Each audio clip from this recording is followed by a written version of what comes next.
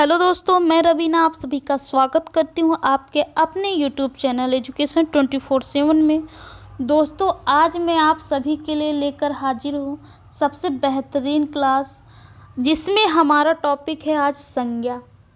आज हम डिस्कस करने वाले हैं ये संज्ञा है क्या चीज़, आया कहाँ से, इसकी उत्पत्ति कैसी हुई, इसके कितने प्रकार होते हैं, इसकी क्या परिभाषाएं होती हैं, सब हम समझेंगे। दोस्तों, मेरा बस एक ही उद्देश्य है दोस्तों, आपको इस संज्ञा को सबसे सरल और संक्षिप्त भाषा में समझा देना, बता देना, कि जिससे आपको आपकी परीक्षा में जितनी भी क्वेश्चन बनते हैं यहाँ से कभी भी आपके गलत नहीं होंगे। और पढ़ाने से पहले मैं एक निवेदन करूँगी, आप सब इस वीडियो को शुरू से अंत तक बहुत ही ध्यान से देखिएगा, क्योंकि अगर आप इस वीडियो को ध्यान से देख लेते हैं तो आपको ये पाएंगे कि यहाँ से तो हमारा एकदम कंफर्म हो चुका है, कोई भी टॉपिक, कोई भी प्रश्न पूछ ले, कभी भी कोई भी गलती नहीं होगी। ठीक है दोस्तों, तो चलिए देखते हैं ये संज्ञा है क्या चीज़, ये आया कहाँ से है। इसको दोस्तों हम थोड़ा भाव से समझ लेते हैं। ठीक है, भाव से समझने का प्रयास करेंगे तो जो ये संज्ञा नामक चीज़ है ना, ये आपको कभी जीवन में भूलेगी नहीं। रट्टा मार के भी मत पढ़ा करिए बिल्कुल भी। ठीक है, तो चलिए देखते हैं संज्ञा है क्या चीज़। संज्ञा को दोस्तों हम सबसे पहली बात तो पद कहेंगे। ठीक है, संज्ञा को हम पद भी कह सकते हैं। और ये पद हमारा कैसे बनता है, वर्ण से हमारा शब्द बनता है, शब्द से पद बनता है। ठीक है दोस्तों, समझ में आया यहाँ तक कि वर्ण से हमारा शब्द बनता है, शब्द को ही हम पद कहते हैं। और ये शब्द हैं हमारे, देख लीजिए, एक मोहन, पढ़ना, किताब, ये हमारे क्या है, 3 शब्द है। मैंने आपको समझाने के लिए लिया है, बहुत ही सेलेक्टेड है ये सब। ठीक है दोस्तों, तो मोहन, पढ़ना, किताब, ये हमारे क्या हो गए दोस्तों, ये शब्द हो गया। अब हम इन्हीं शब्दों से एक वाक्य बनाएंगे, वाक्य पद बनाएंगे। और वो वाक्य पद क्या है दोस्तों, ये देखिए, मोहन किताब पढ़ता है। ठीक है दोस्तों, अब हम पूछे कि ये क्या है तो आप सब कहेंगे ये शब्द ना हो कर के एक वाक्य में परिवर्तित हो चुका है। ठीक है दोस्तों, तो मोहन हमारा क्या है दोस्तों, यहाँ संज्ञा है, क्योंकि यह एक नाम है। और मोहन हमारा जो है कारक पूछे इसमें तो ये कर्ता कारक है। ठीक है दोस्तों, मोहन कर्ता कारक है और यह संज्ञा है। ठीक है, मोहन किताब पढ़ता है, ये वाक्य पद हो गया। यहाँ तक समझ में आया। अब पद के भी प्रकार होते हैं दोस्तों। पद के कौन कौन से प्रकार होते हैं ये देख लेते हैं। पद के 2 प्रकार होते हैं दोस्तों, कौन कौन से, एक तो विकारी होता है हमारा, दूसरा अविकारी होता है। ठीक है दोस्तों, पद के हमारे 2 प्रकार होते हैं, एक विकारी होता है, एक अविकारी होता है। पहले हम समझेंगे कि विकारी शब्द किसे कहते हैं, उदाहरण से समझेंगे, इसके कितने प्रकार होते हैं इसको जानेंगे। और ये समझिए कि अगर आपने विकारी शब्द को बहुत ही ध्यान से देख लिया, समझ लिया, तो अविकारी शब्द जो होता है दोस्तों, वो ना विकारी के जस्ट उल्टा होता है, अपोजिट होता है, विलोम होता है, यही आप समझिए। ठीक है, बहुत ही इसके जस्ट अपोजिट ही होता है ये अविकारी। एक चीज़ आप अगर आप समझ लेते हैं तो दूसरा अपने आप आसानी से समझ में आ जाएगा। तो चलिए देखते हैं विकारी शब्द क्या है, इसकी परिभाषा क्या है, ज़रा जान लेते हैं बहुत ही आसानी भाषा से। दोस्तों देखिए, कह रहा है कि जो शब्द लिंग, वचन, कारक और काल के प्रभाव से परिवर्तित होते हैं उसे हम विकारी कहते हैं। ठीक है दोस्तों, अब यहाँ तक तो आप सबको समझ में नहीं आया होगा कि ये कहना क्या चाह रहा है, तो ठहरिए, आपको समझाने के लिए मैंने एक बहुत ही सरल सा उदाहरण ले रखा है। आपको तब देखिए चुटकी में विकारी समझ में आ जाएगा। ठीक है दोस्तों, कहने का तात्पर्य ये है कि मैंने, मान लीजिए उदाहरण के तौर पर, एक लड़का है। ठीक है दोस्तों, लड़का है और वह पुल्लिंग है।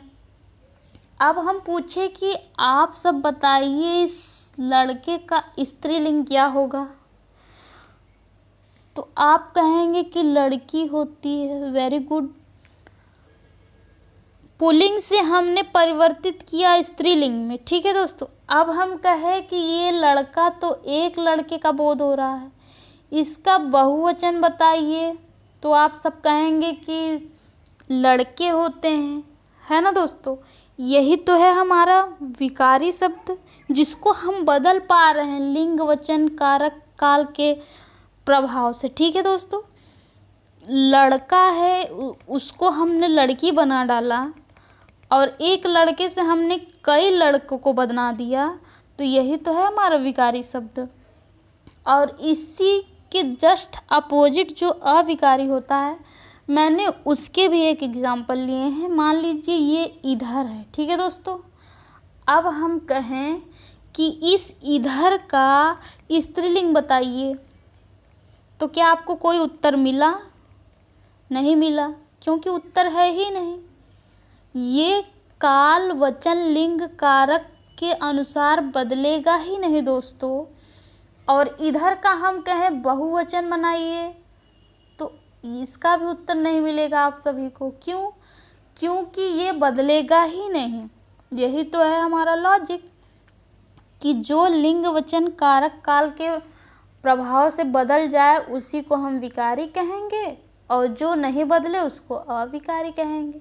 आशा करते हैं यहाँ तक बहुत अच्छे से आप सबको समझ में आ गया होगा। तो अब हम आगे बढ़ते हैं, देखते हैं विकारी के कितने प्रकार होते हैं। ठीक है दोस्तों, तो देखिए विकारी के भी हमारे प्रकार होते हैं। कौन कौन से? एक तो संज्ञा हो गया, दूसरा सर्वनाम हो गया, तीसरा विशेषण हो गया, चौथा क्रिया हो गया। ठीक है दोस्तों, ये है हमारा विकारी शब्द। इसके 4 प्रकार होते हैं, संज्ञा, सर्वनाम, विशेषण, क्रिया। अब यहाँ आपको पता चल जाता है कि हमारा टॉपिक निकल कर आ चुका है, और वो टॉपिक है हमारा संज्ञा।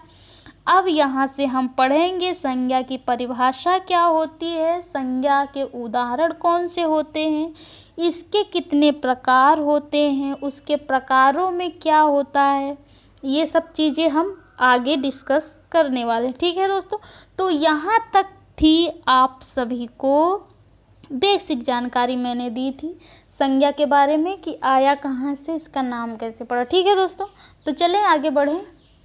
तो चलिए,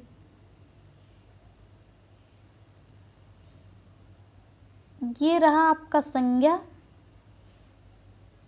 संज्ञा की परिभाषा। ठीक है दोस्तों, एक बात समझिए आप सब बहुत ही संक्षिप्त भाषा में कि दुनिया की जितनी भी वस्तुएं होती हैं दोस्तों, जितने भी नाम होते हैं, जितने भी चीज़ होती हैं, वो सब आपके क्या होती हैं? सब संज्ञा के अंतर्गत आती हैं, क्योंकि हम बिना नाम के किसी वस्तु को बुलाते ही नहीं हैं। ठीक है दोस्तों, चाहे वो सजीव हो या निर्जीव हो, कोई ना कोई उसका नाम जरूर होता है, और नाम ही हमारा संज्ञा होता है। चाहे आप हो गए, चाहे हमारा नाम हो गया, चाहे किसी का भी नाम हो गया। ठीक है दोस्तों, तो आइए जानते हैं बहुत ही सरल भाषा में। देखिए, किसी व्यक्ति, वस्तु, स्थान, भाव आदि के नाम को संज्ञा कहते हैं। ठीक है दोस्तों, क्या कह रहा है? किसी व्यक्ति, वस्तु, स्थान, भाव आदि के नाम को हम क्या कहते हैं दोस्तों? संज्ञा कहते हैं। तो उदाहरण से समझ लेते हैं कि कौन सा व्यक्ति, कौन सा स्थान, कौन सा भाव जिसको हम संज्ञा कहेंगे। तो आइए जान लेते हैं। देखिए, जैसा उदाहरण आप समझिए कि यहाँ राम लिखा हुआ है। ठीक है दोस्तों, तो राम हमारा क्या हो गया? राम हमारा व्यक्ति हो गया। ठीक है दोस्तों, कह रहा है किसी व्यक्ति, मान लीजिए राम व्यक्ति हो गया, और वस्तु, किसी वस्तु को कह रहा है। वस्तु हमारी पुस्तक हो गई, स्थान हमारा प्रयागराज हो गया, और भाव क्या हो गया? हमारा प्रेम हो गया। ठीक है, ठीक है दोस्तों, यहाँ तक समझ में आए? तो देखिए, व्यक्ति का मतलब कहना यह जा रहा है कि मान लीजिए आपका नाम होगा श्याम, किसी और का नाम होगा राम बाबू। ठीक है दोस्तों, तो जैसे किसी एक का पार्टिकुलर नाम लिया जाए तो वो व्यक्ति के अंतर्गत आ जाएगा। मान लीजिए कि लेखक, दुनिया में बहुत सारे लेखक हैं दोस्तों, अब उन सब लेखकों में से केवल सूरदास का नाम ले लिया जाए तो वो व्यक्ति के अंतर्गत आ जाएंगे। ठीक है दोस्तों, किसी एक पर्सन को कहा जाए जो अपने आप में बहुत यूनिक हो, खास हो। मान लीजिए आपके परिवार में बहुत ढेर सारे सदस्य रहते होंगे और आप अपने परिवार में एक लौते अकेले रहे होंगे जिसका नाम निखिल होगा। तो अगर आपको निखिल नाम दिया गया है तो आप एक पार्टिकुलरली एक व्यक्ति हैं, आपका नाम लिया जाता है तो आप केवल एक व्यक्ति कहलाएंगे, अकेले व्यक्ति के अंतर्गत, आपके फैमिली से कोई लेना देना नहीं। ठीक है दोस्तों, किसी एक व्यक्ति का नाम जहाँ लिया जाए वही हमारा व्यक्ति कहलाता है। ठीक है, वस्तु मान लीजिए यहाँ पर पुस्तक मैंने लिया है, आप इसके जगह पर और भी कोई वस्तु ले सकते हैं। पंखा हो गया, टीवी हो गया, कुर्सी हो गया, दरवाज़ा हो गया, मतलब कोई भी वस्तु आप ले सकते हैं। ठीक है दोस्तों, वो ही हमारा क्या होगा, संज्ञा ही होगा। स्थान कह रहा है, मैंने यहाँ प्रयागराज लिया है। प्रयागराज की जगह पे आप कानपुर, दिल्ली, लखनऊ, आगरा, झांसी, कहीं भी कोई भी स्थान हो दोस्तों, वो हमारा क्या होगा, संज्ञा होगा। ठीक है, भाव का मतलब है कि मान लीजिए कोई व्यक्ति गरीब है और आप कहीं जा रहे हैं, आपको कभी ऐसा महसूस हुआ होगा कि काश मेरे पास इतने धन होते तो मैं इसको इतना धन दे देता, इतना भोजन दे देता, इतने पैसे दे देते कि वो रोड पे जो बैठ के मांग रहा है इसकी दशा जो है सुधर जाती। ठीक है दोस्तों, तो वो जो दया आता है देखकर गरीब को, वही तो है भाव आपका। और दूसरा ये कि मान लीजिए आप छोटे बच्चे को देखते होंगे और मन करता होगा कि कितना उसको खिला ले, बहुत ही क्यूट सा बच्चा हो और बहुत ही उस पर बहुत प्यार आ रहा हो, है ना। तो यही तो है, क्या है, हमारे अंदर का भाव होता है। तीसरा वो होता है, मान लीजिए कोई आपको गाली दे के भाग गया तो खूब गुस्सा आ रहा होगा, है ना, इतना गुस्सा आ रहा होगा कि मिल जाए तो उसको खूब कूट दे, है ना। तो यही सब है हमारा रोना, गुस्सा करना, प्रेम, दुलार, ये सब लाड प्यार हमारा जितना भी होता है ये सब हमारा क्या है, भाव के अंतर्गत आता है। ठीक है दोस्तों, तो आशा करेंगे यहाँ तक आपको चीज़ें समझ में आ गई होंगी बहुत ही आसानी से। तो अब हम आगे बढ़ेंगे, संज्ञा के प्रकार जानेंगे कि कितने प्रकार की संज्ञा होती हैं। ठीक है दोस्तों, तो चलें, कोई दिक्कत हो तो आप ज़रूर हमें बताइए कमेंट बॉक्स में, हम उसका निराकरण करेंगे। ठीक है दोस्तों, तो अब देख लेते हैं संज्ञा के प्रकार। यहाँ पर बच्चे बहुत गलती कर देते हैं, इतना ज़्यादा गलती करते हैं कि हद से ज़्यादा, क्योंकि ये क्वेश्चन आपकी परीक्षा में बार बार हर बार पूछा जाता है।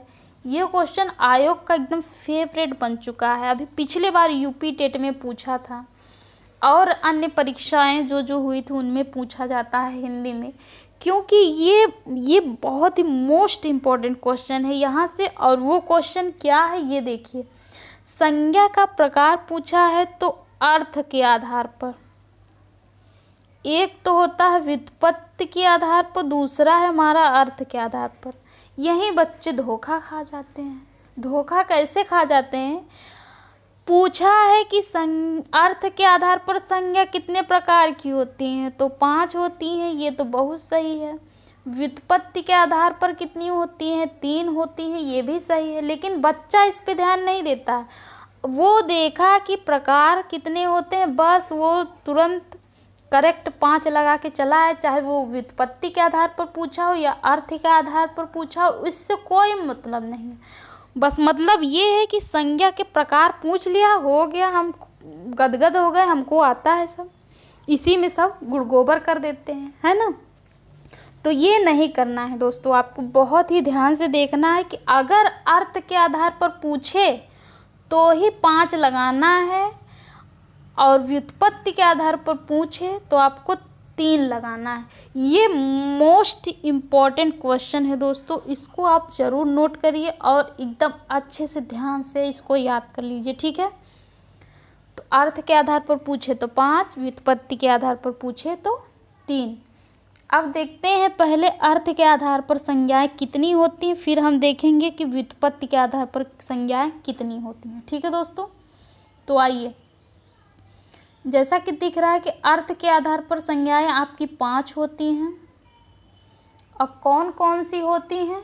एक तो व्यक्तिवाचक, मैंने अभी बताया ऊपर, दूसरा जातिवाचक, तीसरा समूहवाचक, चौथा द्रव्यवाचक,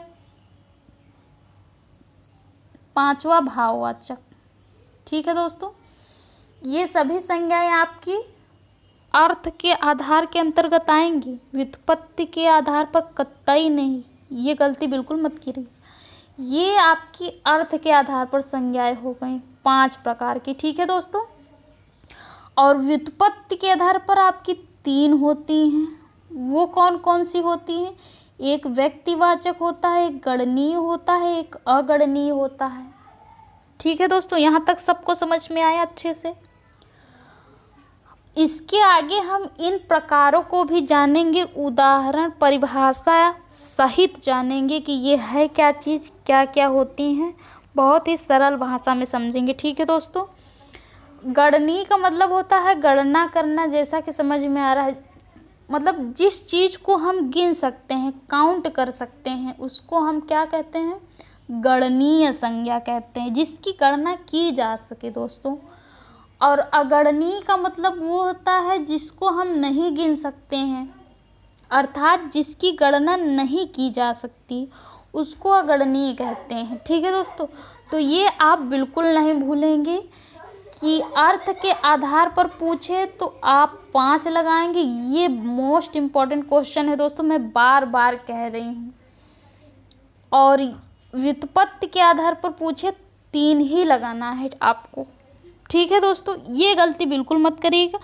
और एक बात ध्यान रखिए कि प्रश्न जो होते हैं उसको आप थोड़ा ध्यान से पढ़ा करिए। पहले आप 2-1 मिनट दे सकते हैं प्रश्नों को पढ़ने के लिए बहुत अच्छे से। अगर आप प्रश्न समझ जाते हैं दोस्तों तो उत्तर आप बहुत ही आसानी से लगा देंगे, ठीक है दोस्तों।